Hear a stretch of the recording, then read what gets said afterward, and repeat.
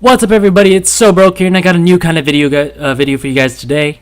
I read some of your comments. Some of you guys suggested that I try some Pokemon Showdown, and so I have. I've spent the last week or two trying to get a little better, developing some teams, and trying to get better at this game. I'm proud to say that I still suck, so sorry about that.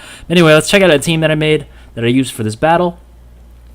I play in the UU tier because rather than using some of the more generic, overpowered Pokemon, I feel like the UU tier gives you some room to kind of experiment, let you use some of the more obscure Pokemon that never really made it. You know, wasn't a big time Pokemon, but actually there's still some pretty awesome Pokemon here. So I have my Blastoise Mega, pretty much like a half tank, half special attack, over 400 special attack after the Mega Evolve. So pretty solid. We got Electivire. Fast Life Orb, Honchkrow with the Choice Scarf, a little controversial item, but I feel like speed on Honchkrow is pretty important if I just want to sweep people. We got the Jellicent. The sole reason why this team is called the Jelly Boys, the Jellicent, who expects a Jellicent, a pink Jellicent, Will-O-Wisp, Water Spout, pretty solid Pokemon. We got the Whimsicott, shiny, pretty much looks like a devil, pretty annoying Pokemon to kill, and the Hippowdon, who has the Stealth Rocks and the Toxic. So let's go ahead and get started. I have a match versus the Thrill that I recorded earlier today. We can see his team is Ampharos, Metagross, Entei, Goodra, Crobat, Aerodactyl. I'm not sure why I'm on the other side, but, work for now. So I was just looking at his team. I was kind of considering which one is the Mega. The Ampharos Mega is really annoying because it also has Dragon-type features, while the Aerodactyl is also pretty annoying because the Mega is extremely fast, over around 438 speed, one of the fastest Pokemon that I know. So I didn't know who to lead off with. I just kind of went with my standard, the Hippowdon, trying to get my rocks up. So let's go ahead and get started. He has his Aerodactyl out. I try to just go to my Stealth Rocks. He probably predicts that and goes to my Taunt. So can't get my rocks off. I have nothing else. I have Earthquake on him, so I switch into my Jellicent.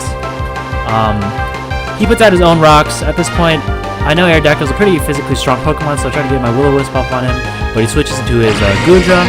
So I get the Will-O-Wisp up on it. Unfortunately, this Goodra is not physical attack, so I don't really get the attack cut, but it's still pretty good for continual damage. As you'll see, he gets stalled up later. So I go into my Hippowdon here because I predict that he's probably going to go to Thunder Move, which I do get correctly, so nice prediction on my part. I only have Earthquake, so since he probably knows I have Earthquake, he's probably going to go to a Flying type, which he does. So I actually get my rocks up there.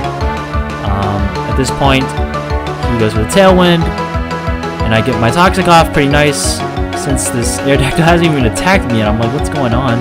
He switches into his Crobat, takes a lot of damage from the Stealth Rocks. I go for the Protect because I didn't know what the Aerodactyl was going to do. But Crobat eventually goes for the Defog, gets rid of the rocks on both sides while I go to my Jellicent.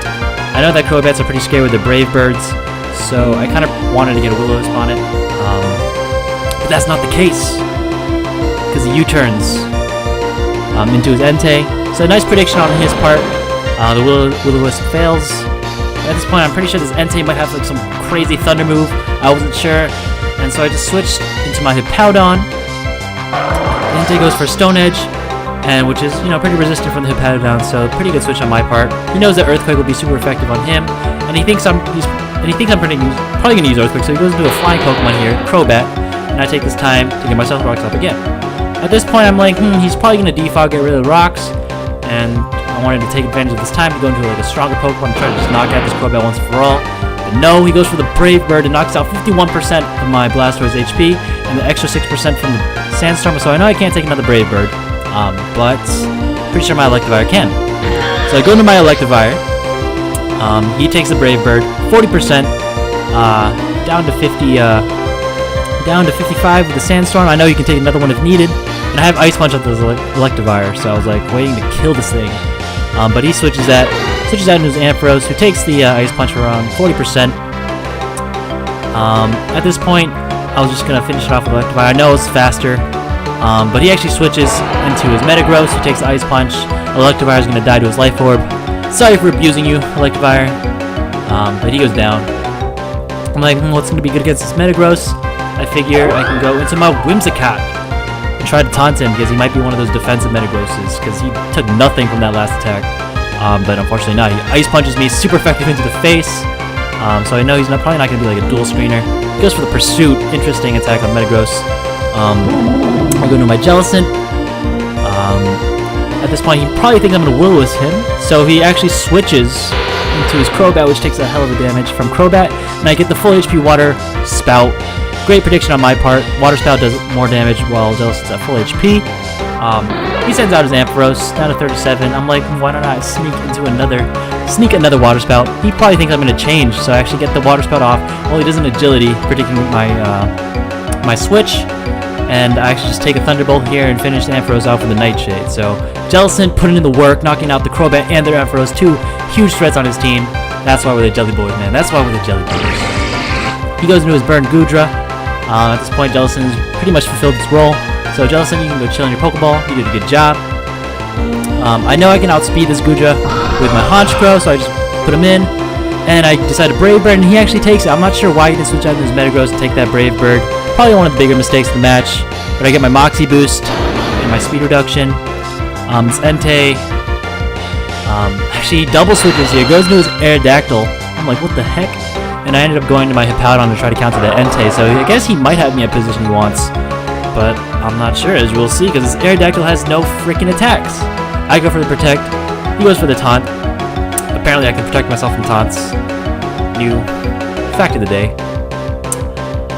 And he goes for another taunt. And the only move I have on is Hippowdon, but I know his Entei and his Metagross can't take an Earthquake because it's super effective, so interesting sequence of events here. I just Earthquake him with my taunt while he just dies with his Toxic. He gets his rocks up, puts up another Tailwind before he dies. So this Aerodactyl is actually like a completely support Pokemon. Interesting use. Congratulate him on the creativity, but I don't think it worked out this time. So he goes to his Entei. He gets off one attack on the Hippowdon, but definitely doesn't kill it. But I kill it. And I pay back the favor with an Earthquake, super effective, and the Entei goes down. So I'm in pretty good shape here. He only has the Metagross left. Hippowdon is doing work right now. His role is pretty much finished, so I let him take an attack from the Metagross, who actually knows Ice Punch. Knocks me down to 90%, and I just go for the Earthquake. And I get the critical hit, putting him down to 2%. Got kind of lucky there. Hippowdon goes down to another Ice Punch. But I know at this point, I can probably outspeed the Metagross. Put in my Blastoise, who knows Dark Pulse, which would be super effective against the Metagross, in case anything crazy happened. And there it is, Dark Pulse, Mega Evolve, boom. And that's the game. Pretty good game versus the Thrill. Eventually, I finally hit the 1200 on the ladder, 1220. Not a bad place to be, but I understand that I'm still pretty noobish, trying to get better. So that's pretty much it for the battle. Let me know how you guys like this video. Let me know how you guys like the commentating. I had a lot of fun recording this, so appreciate any comments. If you don't like it, just tell me to stop because I suck. I don't know, whatever you want. Also, shout out to John Rivers or Blue Sylveon37 for helping me design this channel art. Really appreciate him putting in a little time to work with me and kind of develop a little channel art that I wanted. I'm also joined as his little group called the PokeTube United. Basically a bunch of cool people who do make Pokemon videos, so if you ever got time, go ahead and check them out. Solid group of people. Look forward to doing some collaborations with them. Anyway, I'm out. Hope you guys enjoyed the Pokemon Showdown video. If you guys are interested, I'll probably be putting more of these up, so let me know. Anyway, that's it for me. See you guys next time.